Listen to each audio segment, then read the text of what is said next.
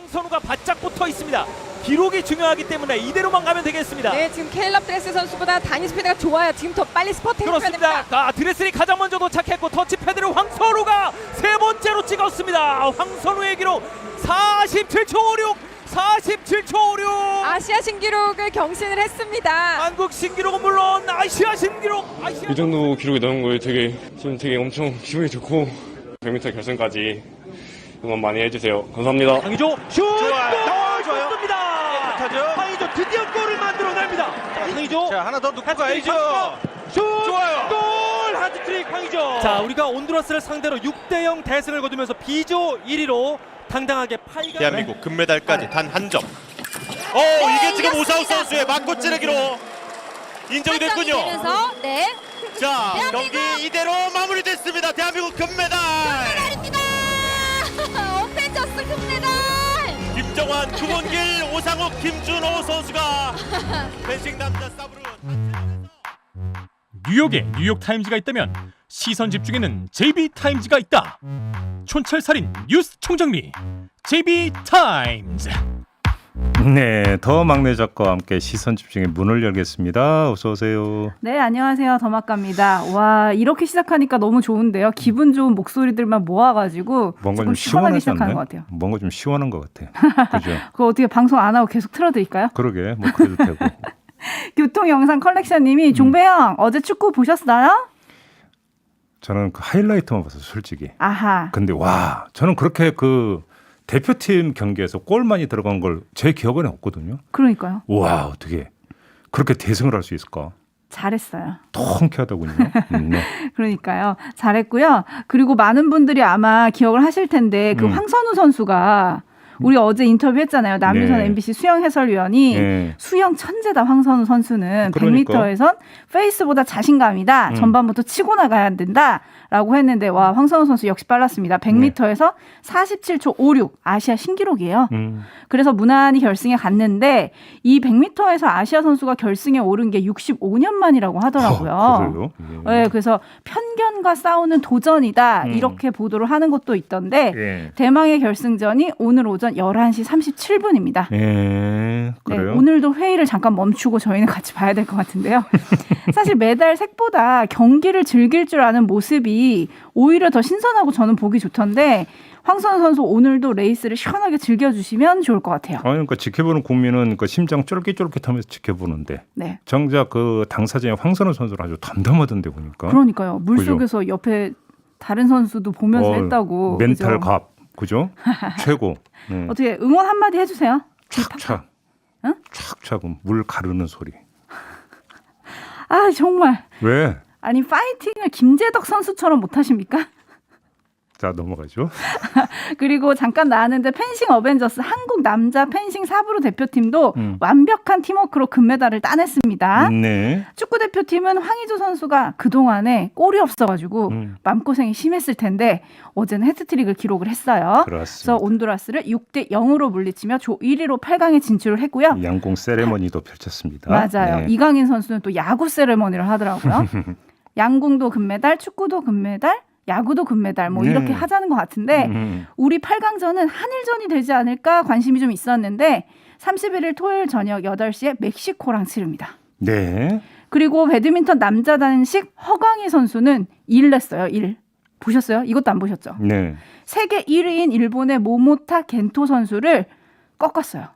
이게 이번 대회에서 아주 대이변으로 지금 꼽히고 있거든요. 저희가 올림픽 개막하기 그 개막하던 날 허구현 위원하고 방수현 위원하고 그렇죠. 이제 잠깐 이 이야기를 할 때 방수현 위원이 박주봉 감독이 지금 일본 대표팀 감독이라고 네. 그 얘기가 이제 잠깐 맞아요. 나왔었잖아요. 그러면서 세계 1, 2, 뭐 일본 선수가 많다고 했는데 그걸 꺾은 거잖아요. 그 세계 1위를 꺾었어요. 그러니까요. 와 너무 멋있더라고요. 근데 8강에 이렇게 합류를 했습니다. 네. 쭉쭉쭉 앞으로 나가셨으면 좋겠고 그리고 오늘 올림픽 2연속 금메달을 노리는 야구 대표팀이 이스라엘하고 1차전을 합니다. 바로 지난주 금요일 날 허구현 해설위원이 이 자리에서 대한민국을 노메달로 예상한 AP통신이 오보라고 밝혀질 거다라고 했잖아요. 네. 그 전망이 맞으려면 오늘 1차전이 아주 중요합니다. 예. 경기는 저녁 7시에 열립니다. 첫 단추를 잘 깨야죠. 그렇죠. 네. 자, 이렇게 JB타임즈 시작하고 있는데요. 사실 많은 분들이 인사를 좀 전해주셔서 그것도 좀 전하고 갈게요. 네. 안신영 님이 대구입니다. 버스 안 출근길인데요. 순환버스 3번 기사분 완전 짱이세요. 시선 집중 틀어주셨구나. 그렇죠. 저 출근한다고 시선 집중 듣다가 끄고 나왔는데 네. 버스 안에서 김중배 아저씨 목소리가 나와요. 왜 이러세요? 오타시겠지? 김중배 아니고 김종배와 함께하는 시선 집중 JB타임즈입니다. 뭐 그래도 좋습니다. 그래도 반갑고 고맙습니다. 특히 기사님 고맙습니다. 감사합니다. 네.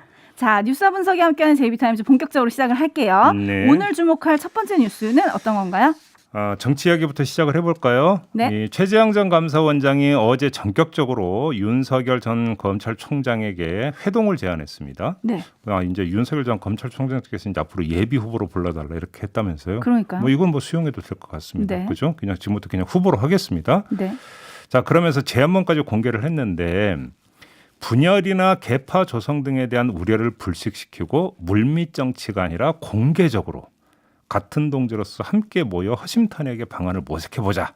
제안 취지를 이렇게 밝혔어요. 근데 윤석열 캠프의 윤희석 대변인은 이런 말을 했습니다. 최재형 후보를 포함해 다른 대선 주자 모두 만날 수 있다. 다만 특정한 사유를 갖고 제안하시니 정치적으로 오해가 불거질 수 있다. 때가 되면 언제든 만날 것이다. 아하. 이렇게 이야기를 했다고 합니다. 밀당이네요, 밀당. 뭐 당연히 밀당이라고 봐야 되겠죠. 근데 체크를 해야 되는 것은 이 밀당의 성격이 뭐냐 이거 아니겠습니까? 네. 이 밀당의 성격을 읽을 수 있는 키워드가 두 개인데요. 최재형 후보 쪽 말에서는 개파라고 하는 단어를 끌어내면 될 것 같고 윤석열 캠프 쪽에서는 모두라고 하는 단어를 끌어내면 될 것 같습니다. 감이 오십니까? 이 네. 뭐냐면 핵심은 급을 둘러싼 밀당이다. 급? 이른바 체급, 정치적 어허, 네. 체급. 이걸 둘러싼 밀당 아닌가 이렇게 분석을 할 수 있을 것 같은데요. 개파는 단독으로 존재할 수 없는 거죠. 그렇죠. 대척 관계에 그러니까 개파가 있을 때만이 개파가 되는 거 아니겠습니까? 네. 그런 점에서 본다면 최재형 후보 쪽에선 우리는 동급이다. 이렇게 말하는 것이고요. 반면에 윤석열 캠프 쪽에선 최재형 후보를 원오브 댐으로 놓음으로써 나는 급이 달라. 아하. 이렇게 지금 말하고 있는 것으로 독해를 해야 될 것 같습니다. 네. 그다음에 밀당의 형세도 중요한데 최재형 후보 쪽에선 기선을 잡았다고 봐야 될 것 같습니다. 윤석열 후보 쪽이 거부를 해도 대척 관계임을 과시해서 얻은 게 있다고 봐야 되고요. 윤석열 후보 쪽이 응하면 개파 얘기를 하니까 어떻게 되는 겁니까? 나란히 마주 앉게 되는 거 아닙니까? 그렇죠. 그렇게 되면 동급이 되는 소득을 바로 얻게 되는 것이죠. 이렇게 놓고 본다면 이 틈을 파고 들어가는 정무 감각은 일단 최재형 후보 쪽이 조금 더 위 아니냐. 어제 한 장면만 놓고는 이렇게 이야기를 해도 될 것 같습니다. 지금 최재형 후보 쪽이 정무 감각이 조금 한 수 위인 것 같다 이렇게 말씀해 주셨는데 현님은 지지율 체급 아닐까요? 둘이 정치감은 비등비등한 것 같아요. 뭐 이런 평가를 보내주셨는데 일단 위치 선점을 한 거예요. 그죠? 그렇죠, 최재형 그렇죠. 후보가. 바로 그 점이죠. 자, 그러면 최재형, 윤석열 두 예비 후보 다음 스텝이 중요할 텐데요. 이 다음이. 이 다음은 일단은 지금 이 자리는 마련이 되지를 않죠. 그렇죠. 그러니까 이제 윤석열 후보 쪽에서 이제 거부를 했기 때문에 네. 그러면 최재형 후보 쪽에서 네 알겠습니다. 그럼 적겠습니다. 이렇게 할지 아니면 또 다른 메시지를 발신할지를 일단 좀 봅시다. 네. 그걸 좀 봐야 될 것 같고요. 4793님이 윤석열 후보는 항상 뜸들이고 자주 때를 보내요 라고 해주셨고요. 9098님 제안한 사람은 통 크게 보이고 거절한 사람은 속 좁아 보이지 않나요? 해주셨고 밥하기 싫은 여자님이 윤석열 후보는 밥 뜸들이다가 탈 수도 있는데 그게 언제인지 근데 이렇게 여기에는 보내주셨네요. 사실은 윤석열 후보 쪽 입장에서 본다면 약간 난감한 것도 있을 겁니다. 뭐냐면 최재형 후보는 지금 국민의힘에 입당을 했잖아요. 그렇죠. 근데 자신은 입당을 하지를 않았잖아요. 네. 그런 상태에서 입당을 한다고 공개적으로 선언을 한 것도 아니잖아요. 그렇죠. 그런데 거기서 최재형 후보하고 마주 앉는다면 그 모양새가 어떻게 되겠습니까? 선후의 관계도 아마 고려를 했을 거라고 봐야 될 겁니다. 네. 그리고 국민의힘이 대선 경선 후보 모임을 정례화하기로 했고요. 예. 오늘은 이준석 대표가 참석한 가운데 대선 후보들을 위한 경선 방식 설명회 그리고 정책 공약집 증정식을 엽니다. 네. 그러면 이렇게 되면 당 밖에 있는 윤 전 총장 아니 예비 후보 네. 이분은 이제 그림에서 빠지는 거잖아요. 일단은 그렇죠. 이것도 조금 신경이 쓰이실 것 같긴 하거든요. 근데 뭐 그러니까 이 자리 자체는 그렇게 중요한 것 같지는 않고요. 문제는 이제 그 버스 떠나기 전에만 그러니까요. 탑승하면 된다 이렇게 생각을 할 것 같아요. 네.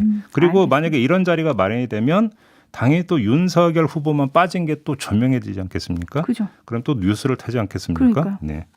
그게 꼭 나쁜 걸까? 아마 캠프에서 요 생각도 하게 되겠죠. 그렇군요. 네. 많은 것을 생각해야 되는군요. 자, 그리고 어제 윤석열 캠프 대외협력 특보가 김경진 전 의원인데 저희랑 인터뷰를 했잖아요. 네. 윤석열 후보가 준 첫 번째 미션이 뭐냐? JB가 물었더니 밖에서 비판적 시각을 모아와라. 네. 그래서 그걸 수행 중이라고 했습니다. 어제 인터뷰할 때 그 부분에 대해서 좀 더 궁금한 거 있지 않으셨어요? 아, 이건 또 이제 그 차후 인터뷰를 해야 되기 때문에 아, 남겨두신 겁니까? 네, 얘기를 안 하겠습니다. 네. 알겠습니다. 네. 저희가 인터뷰 끊으면서 밖에서 여쭤보니까 굉장히 바쁘게 돌아다니고 계신다고 했었거든요. 어떤 얘기들을 모으실지 다음에 한번 모셔보도록 하겠습니다. 네. JB타임즈 다음 주목할 뉴스 넘어갈게요. 오디오로 먼저 만나보시죠. 10년 4개월, 중간 정도 소득을 가진 가구가 수도권의 중간 정도 가격 집을 사는 데 걸리는 기간입니다. 보통 이 지표가 10년을 넘으면 거품이 끼었다고 봅니다. 정부는 집값이 고점이라고 경고했습니다.